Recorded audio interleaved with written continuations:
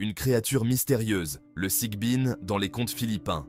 Les Philippines, terre de légende, abritent un bestiaire fantastique. Parmi ces créatures étranges, le Sigbin occupe une place de choix. Imaginez un animal nocturne, tapi dans l'ombre, prêt à bondir. Le Sigbin fascine et terrifie les Philippins depuis des générations. Ce monstre étrange peuple les contes et les récits ancestraux. On l'associe souvent aux nuits noires et aux forêts denses. Sa présence suscite la peur et l'inquiétude. Le Sigbin est-il réel ou simplement le fruit de l'imagination? Le Sigbin incarne les mystères de la nature et les peurs ancestrales. Son histoire est transmise de génération en génération. Ses récits maintiennent vivante la tradition orale philippine. Dans cet épisode, nous plongerons dans le monde mystérieux du Sigbin. Nous explorerons ses origines, son apparence, ses pouvoirs et son impact sur la culture philippine.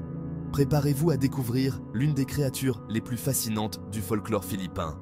N'oubliez pas de vous abonner à notre chaîne, d'activer la cloche pour ne rien manquer et de liker cette vidéo si elle vous plaît. Origines anciennes. D'où vient le Sigbin? Les origines du Sigbin se perdent dans la nuit des temps. Certains récits le décrivent comme un animal préhistorique, survivant dans les recoins les plus reculés des Philippines. D'autres légendes l'associent à des esprits malveillants ou à de puissants sorciers. La créature est particulièrement présente dans le folklore des Visayas et de Mindanao. Ces régions du sud des Philippines sont réputées pour leurs traditions mystiques et leurs histoires de créatures étranges. Les anciens racontèrent des histoires de Sigbin autour des feux de camp. Ces récits servaient à expliquer l'inexplicable, à mettre en garde contre les dangers de la nuit. L'origine exacte du Sigbin reste un mystère. Est-il un animal réel, jamais identifié par la science? Ou bien est-il le fruit de l'imagination, nourri par les peurs et les superstitions? Quoi qu'il en soit, le Sigbin continue de fasciner et d'intriguer. Sa présence dans le folklore philippin témoigne de la richesse et de la diversité de la culture de l'archipel. Un monstre singulier. À quoi ressemble le Sigbin?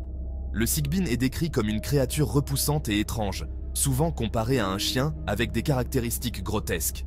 Imaginez un corps maigre et décharné, couvert d'une fourrure clairsemée. Ses pattes sont courtes et tordues, ses griffes longues et acérées.